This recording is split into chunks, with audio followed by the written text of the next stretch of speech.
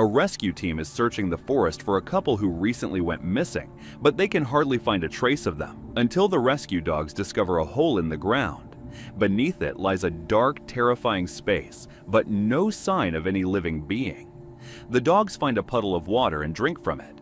Later, the dog's owner finds them in the forest, completely motionless, just staring at each other. That night, after the operation ends and the man returns home, he hears his dogs barking. He goes into the shed behind the house and is confronted with a horrifying sight. The bodies of his two dogs fused together.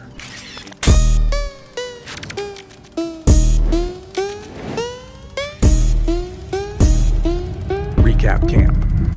In town, Tim and Millie, whose relationship hasn't been going so well, are about to move the next day to a smaller city. Tim is a guitarist, but he's been unemployed for a long time, and even in the new city, things don't seem likely to improve much. Some of Millie's friends offer him a spot in a music band. Tim accepts, saying he'll make it to rehearsals no matter what, but since he doesn't know how to drive, he has to ask Millie to take him each time. At a final gathering with their friends, Millie suddenly kneels in front of everyone and proposes to Tim. He freezes, shocked, saying nothing. Millie is embarrassed, the party mood collapses, and she quickly gets up, pretending nothing happened. That night, Tim apologizes for the way he reacted, explaining he just needs some time to adjust because of the move and his uncertain work situation. The next morning, they settle into their new house. While checking his late father's belongings, Tim notices a terrible stench. He traces it upstairs, sets up a ladder, removes the chandelier, and finds a cluster of dead mice above the ceiling. On her first day at her new school job, Millie meets Jamie. She tells him she moved there with her boyfriend, and Jamie realizes they live on the same street.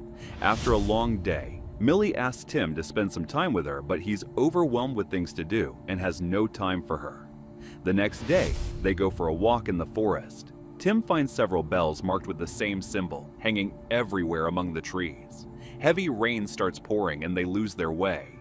Tim tries using his phone for directions, but it doesn't work. Suddenly, he falls into a hole. Millie rushes to the edge, grabs his hand, and tries to pull him up as he holds onto a branch to keep from falling, but she loses her balance and they both plunge down. They aren't seriously hurt. Millie tries calling for help, but there's no signal. The rain doesn't stop, so they are forced to spend the night there, lighting a fire. As they sleep, the walls begin shifting. Tim wakes up in terror and sees Millie, eyes wide open, gasping for breath until suddenly he jolts awake again, realizing it was a nightmare. Millie seems fine, but then, when she pulls the blanket aside, they discover one of their legs has fused together. Tim tries to separate them, but the pain is unbearable. After much struggle, they finally tear their legs apart, slowly and painfully. Tim suspects some kind of mold might be causing it. They climb out through a crack in the wall and manage to escape, returning home. After showering, Millie asks Tim to give her a massage.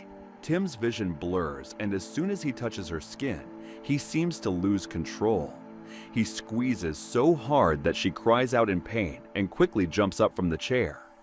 Tim goes to shower to calm himself down. Millie heads out with the car to buy groceries, but as soon as she drives away, Tim loses consciousness again in the shower. Wherever Millie goes, Tim's body is pulled in that direction, slamming him against the bathroom walls. When he regains consciousness, he rushes to see a doctor. The doctor only prescribes him a few basic pills, assuring him nothing serious is wrong. Later, Tim searches online and finds the last photo posted by the missing couple. At that very moment, Jamie drops by their house with a bottle of wine as a housewarming gift. Millie invites him to stay for dinner. He agrees, and during conversation, they share the story of the forest bells. Jamie explains that the bells belong to a cult that once had a small church in the forest. Jamie jokes around with Millie a lot, and Tim senses Jamie likes her. Even worse, he notices Millie laughing along with his jokes. Jealousy consumes him. After Jamie leaves, Tim kisses Millie, but their lips stick together. When he finally tears himself free, Millie cries out in pain, thinking he hurt her on purpose.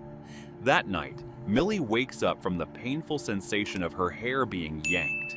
At first, she thinks her hair got caught under Tim's hand, but when she turns on the light, She is horrified to see Tim with her hair stuffed in his mouth, chewing it. Millie fights him off, pulling with all her strength until the hair finally comes out of his throat. The next morning, Tim has no excuse for his behavior. Millie decides it's best they spend a few days apart. She drives him to the train station so he can make it to his band rehearsal. But as soon as Millie leaves, Tim is overcome again by that strange sensation. He feels he cannot be apart from her, that he must reach her no matter what. He swallows several of the pills the doctor prescribed, but they don't help. Millie sees Tim entering the schoolyard through the classroom window. Without drawing attention, she quickly pulls him into the school restroom. Tim starts kissing Millie, and the two slip into one of the stalls. At that moment, a boy walks in. They stay completely silent until the boy leaves. Millie breathes a sigh of relief, thinking they're safe. But a few minutes later, Jamie walks in. Tim climbs up onto the toilet seat to keep his feet hidden. When Millie steps out, she's terrified and embarrassed. Her only hope is that Jamie hasn't noticed anything. Jamie dismisses the boy and tells Millie that this is the boys' restroom and from now on she should only use the staff restroom. As Jamie is leaving, Tim accidentally puts his foot on the floor and Jamie notices. Later, Millie and Tim get into a big fight on the street. To patch things up, Millie goes to Jamie's house.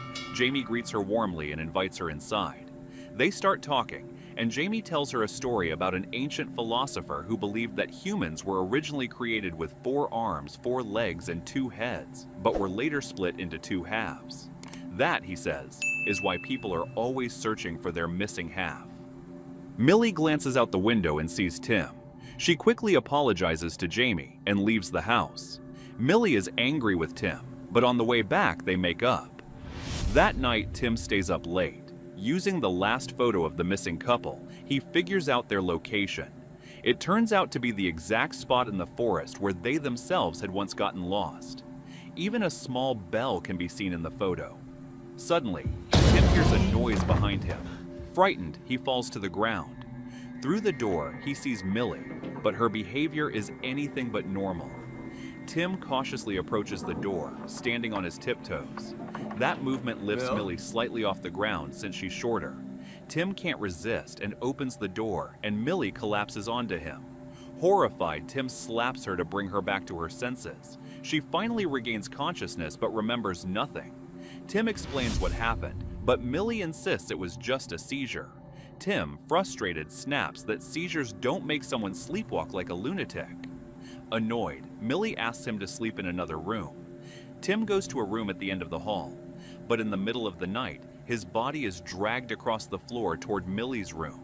He wakes up in terror to find it happening again. He tries to fight it. At the same time, Millie's door opens. She too has lost control of her body. Both of them are conscious but unable to move on their own. They're pulled toward each other until their hands touch. Their hands merge in a strange, inseparable way. Tim suddenly has an idea. He asks Millie to open the drawer beside her and grab a pill bottle. She does, but the pills spill across the floor. Tim explains they're muscle relaxants and that they have to take as many as they can. Both of them swallow the pills, then press their legs hard against each other, trying to break free. The pain overwhelms them and they pass out. By morning, Tim wakes to find their hands still fused. Millie decides to use Tim's father's chainsaw to separate them. Tim thinks it's a terrible idea, but Millie doesn't listen. She gives him a little alcohol to dull the pain, then picks up the chainsaw and begins cutting. They succeed, but both of their hands are badly injured. Millie wants to go to the hospital, but Tim insists the previous doctor couldn't help anyway. Millie considers going alone, but then remembers the car keys were left at Jamie's house. She asks Tim to stay put and not do anything stupid, but as soon as she leaves, Tim grabs a rope and flashlight from a box of supplies and rushes into the forest. Millie arrives at Jamie's house, but he's nowhere to be found. In a small room, she discovers a TV playing a religious ceremony. It's from the same church that once stood in the forest. The walls are covered with images from the very myth Jamie had told her. On the screen, people are shown entering a pit from underground. Millie realizes that maybe the pit had been dug by these same people. Suddenly, Jamie appears dressed in religious robes. Meanwhile, Tim enters the pit and finds the very same image Millie saw on the TV. Something grabs his leg and drags him violently. He shines the flashlight on it, and the sight of the monster terrifies him. He breaks free and scrambles out with all his strength. Back at the house, Millie is trapped. Jamie blocks her from leaving, moving toward her calmly and deliberately. He cuts her hand with his ring. Millie punches Jimmy hard in the face, and Jimmy's face starts to change, revealing that he is one of those creatures too. Millie runs away from there. The two of them approach the house from different directions. When they see each other, they keep their distance, but suddenly, that same strange force pulls them toward each other again. They cling desperately to whatever objects they can reach, fighting to stay apart. Tim gives up, saying it's useless. He pulls out a knife, ready to stab himself. Millie begs him not to. At that moment, she collapses from blood loss. Tim holds her tightly, doing everything he can to stop the bleeding. When Millie opens her eyes, she finds herself lying on a couch. Tim has once again fused their hands together to save her life. Seeing Tim by her side again, Millie is filled with relief. Now that they're bound together once more, there's nothing left to do but surrender to their fate. They start making out, and after a few seconds, it's like their bodies just blend into one.